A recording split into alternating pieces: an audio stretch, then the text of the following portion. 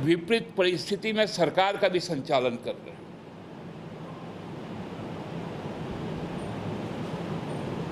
अब अंतिम 3 माह ही है हम लोगों के लिए, जो जनादेश 2019 में हम लोगों को मिला था।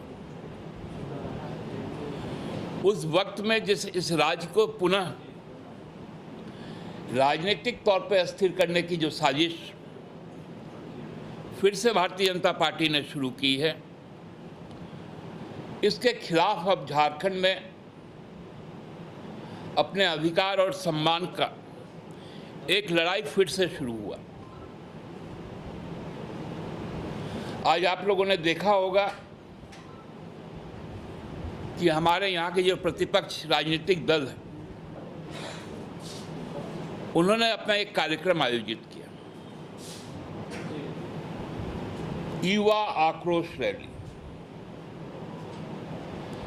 जबकि जो प्रशासन को जानकारी दी गई थी कि भारतीय जनता पार्टी के युवा मोर्चा के द्वारा एक सभा की जाएगी मोराबादी मैदान में, जो पूर्णतः लोकतांत्रिक ढंग की होगी और जिसका परमिशन भी मिला, लेकिन वो समस्त आयोजन की जो तैयारी की गई थी ताकि बड़ी संख्या में अस्थिरता पैदा हो, पुलिस पर हमले किए गए, कांच के बोतलों से, पत्थरों से, लाठियों से कई पुलिसकर्मी भी घायल हुए, लहूलुहान भी हुए। लेकिन उसके बावजूद पुलिस की जो संयम शक्ति है, उसके कारण एक बहुत बड़ा हादसा आज होते होते टल गया। मैं धन्यवाद देना चाहता हूं रांची जिला पुलिस प्रशासन को कि पूरे मुस्तैदी के साथ जो अनुशासनहीनता था उसको उन्होंने रोकने का काम किया।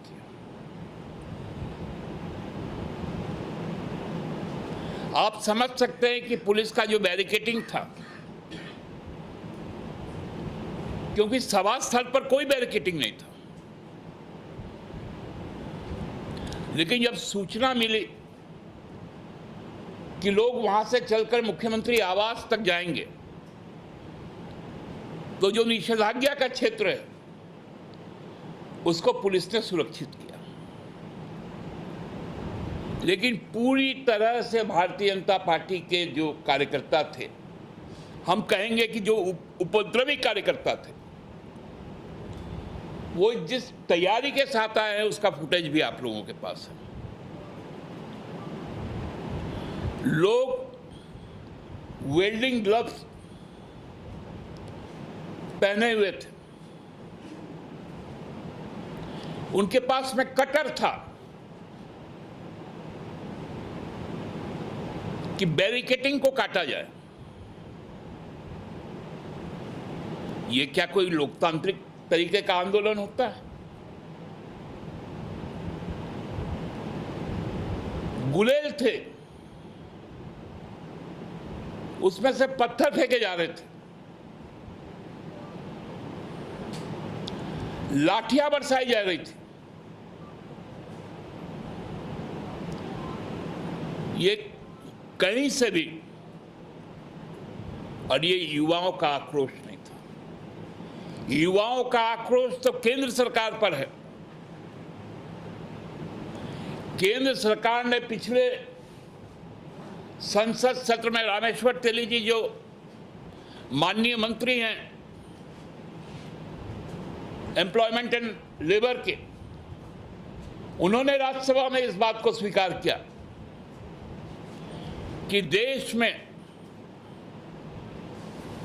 2024 के जुलाई का जो बेरोजगारी दर है वो अपने सर्वोच्च काल के ऊपर है, 9.2%। ये पूरे राष्ट्रीय स्तर का आंकड़ा है, और जिसमें सबसे ज्यादा जो बेरोजगारी है वो 23% उत्तर प्रदेश में, जहां भाजपा की सरकार है, 19% मध्य प्रदेश में, जहां लंबे समय से भारतीय जनता पार्टी की सरकार है, 11.3% अनएम्प्लॉयमेंट गुजरात में,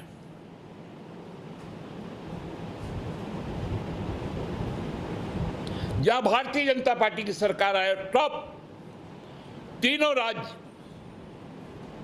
भारतीय जनता पार्टी के शासनकाल की। ये मेरे आंकड़े नहीं हैं,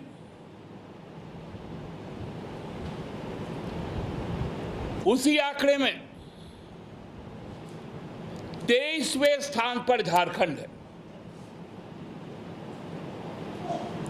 3.4% के साथ। क्योंकि पिछले 5 साल के दौरान हमारी हेमंत सरकार ने जिस प्रकार रोजगार की तरफ ध्यान दिया, केवल सरकारी रोजगार नहीं,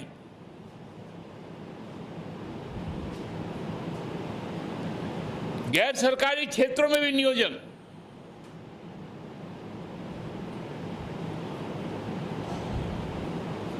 जो लोगों को रोजगार के वैकल्पिक उपलब्ध करवाए, मुख्यमंत्री ग्राम गाड़ी योजना,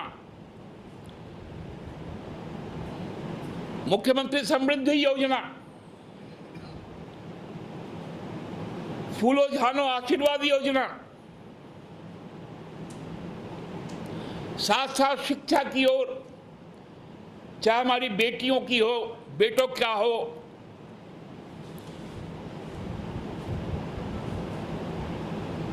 जो सामाजिक सुरक्षा है, सर्वजन पेंशन, जेएमएम सम्मान योजना महिलाओं के लिए,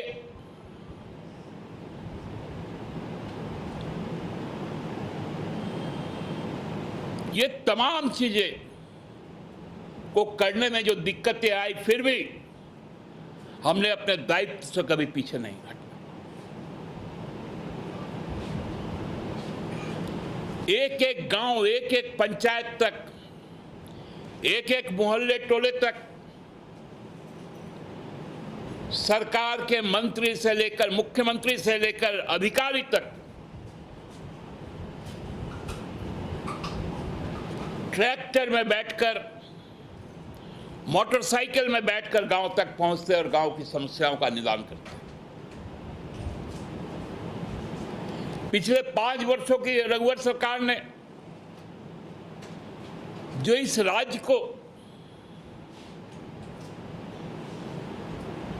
जो सबसे बड़ा मानव संसाधन के साथ जो घोटाला हुआ,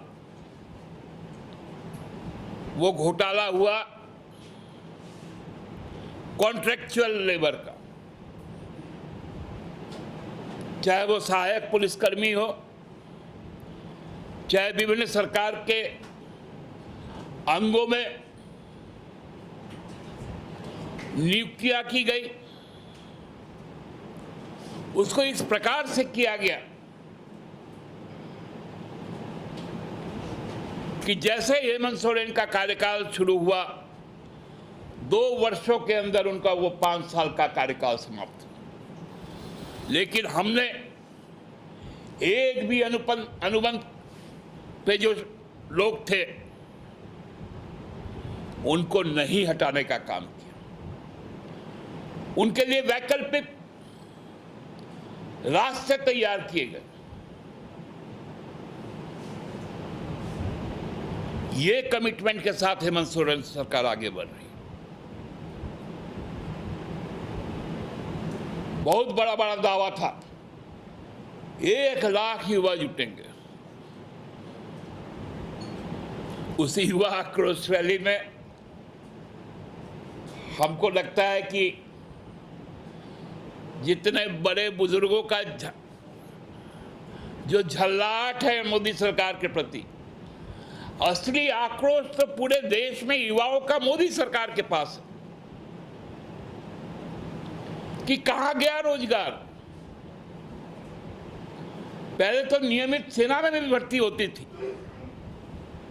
हर साल भर्ती होती थी,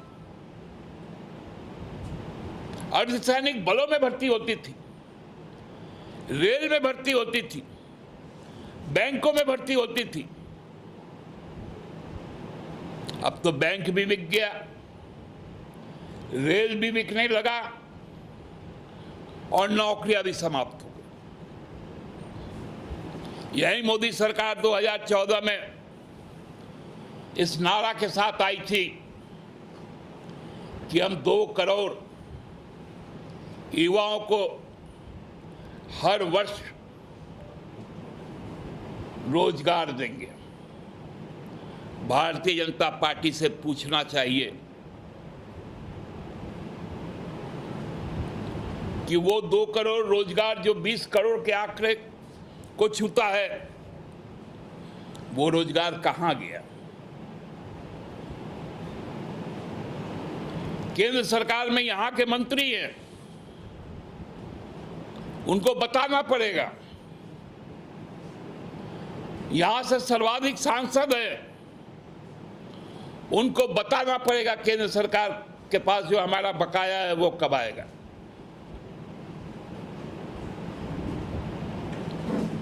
हमारे यहां तो आवास योजना तक को रोकने का काम किया गया। 2022 के बाद प्रधानमंत्री आवास योजना का 1 पैसा नहीं आया। राज्य सरकार ने उसके विकल्प में अपने संसाधन पर अब आवास योजना शुरू किया और लाखों लोगों को आच्छादित किया।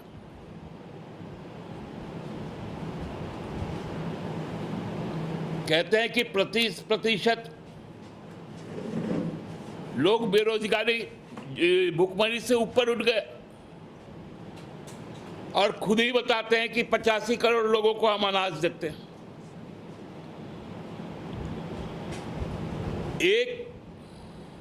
140 करोड़ में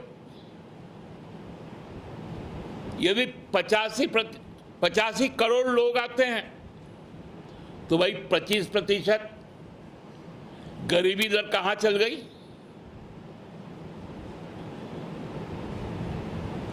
जो फूड सिक्योरिटी एक्ट 2014 के पहले मात्र 22 करोड़ लोगों के पास था जिनको मुफ्त का अनाज मिलता था, आज वो 85 करोड़ हो गया। मतलब लोग गरीब से गरीब होते गए, रोजगार छीनते चला गया। और यहां पर बैठकर भारतीय जनता पार्टी के लोग, आपने देखा होगा कि उनके जो चुनाव प्रभारी हैं, मध्य प्रदेश के पूर्व मुख्यमंत्री माननीय केंद्रीय मंत्री कल रांची आए और भाजपा का जब असलियत देखा, लाखों के जगह हजारों में देखा, उनको खबर मिला, मुंह छुपाकर पटना चले गए। सच्चाई समझ में आ गया है हेमंत सोरेन की लोकप्रियता का। आसाम से जो बार बार उड़कर आते थे, अब उनका भी उड़ना बंद हो गया। प्रभारी जी को समझ में आ गया कि यदि इस रैली में हम रहेंगे तो किसानों का भी सवाल उठाएगा जेएमएम, एमएसपी का भी सवाल उठाएगा जेएमएम, हमारे कृषि क्षेत्र में जो सहयोग की बात है केंद्र के द्वारा, वह भी उठाया जाएगा, इसलिए यहां से भाग गए।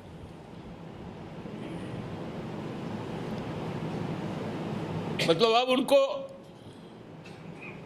केवल रांची आना है तो रात को विश्राम करना है और उसके बाद सुबह निकल जाना।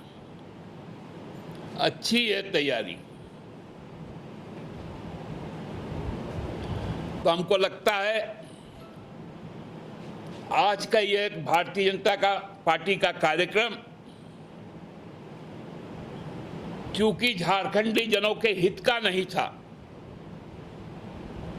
झारखंडियों की आकांक्षाएं वो पूरा नहीं कर पाएंगे, इस कारण यह पूरी तरह से असफल रहा।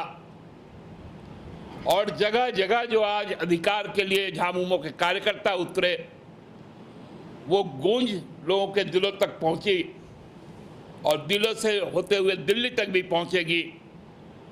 यह संघर्ष जारी रहेगा। बहुत बहुत धन्यवाद आप लोग को। आप जो कह रहे हैं कि हमने भाई सरकारी हर प्रकार की नियुक्ति दी, एक लाइन आप लोग नहीं कर पाते कि हाँ हमने जो वादा किया था नहीं कर पाए। और दूसरी बात आपने कहा कि भाई रघुवर जी जानबूझ के चुनाव के समय सहायक पुलिसकर्मी और तमाम, तो अनुबंध कर्मी और कॉन्ट्रैक्चुअल तो आपके लिए कोड था, पर 5 साल में आपने दूर नहीं किया। हमने प्रयास करके किसी को हटाया भी नहीं, कंटिन्यू रखा और तैयारियां कर रहे हैं हम सबको नियमित करने का। आपने देखा होगा कि 10 वर्षों तक जो कॉन्ट्रैक्चुअल कर्मचारी थे उनको सरकार ने एब्जॉर्ब करने की प्रक्रिया शुरू कर दी।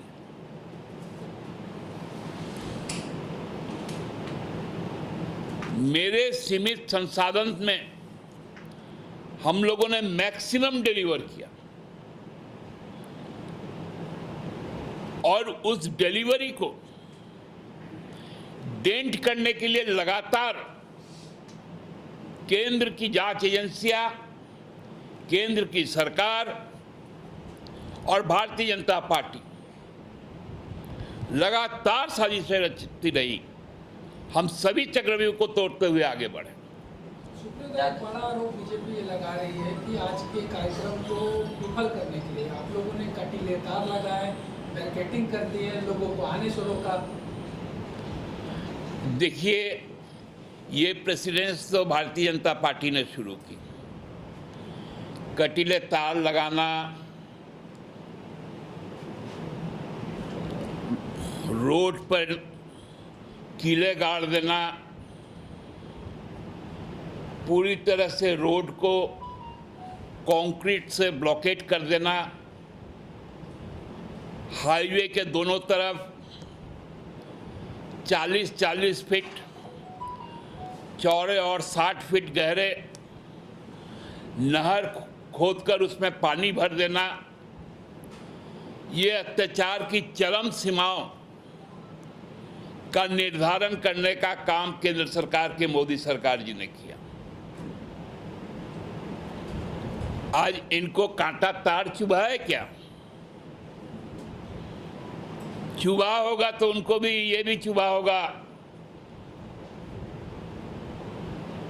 कि किस प्रकार से 700 किसानों ने अपनी शहादत दी, दिल्ली घुसने नहीं दिया गया।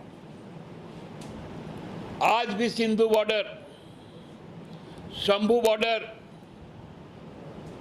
की स्थिति जाकर आप देख लें, आज भी वहां पर ब्लॉकेटिंग है। जो अमृतसर से दिल्ली की दूरी 6 घंटों में पूरी की जाती थी, आज उसी अमृतसर से दिल्ली आने के लिए आपको कम से कम 14 घंटे लगेंगे। ये है मोदी सरकार का प्रेसिडेंस, इसको हमेशा याद रखना चाहिए।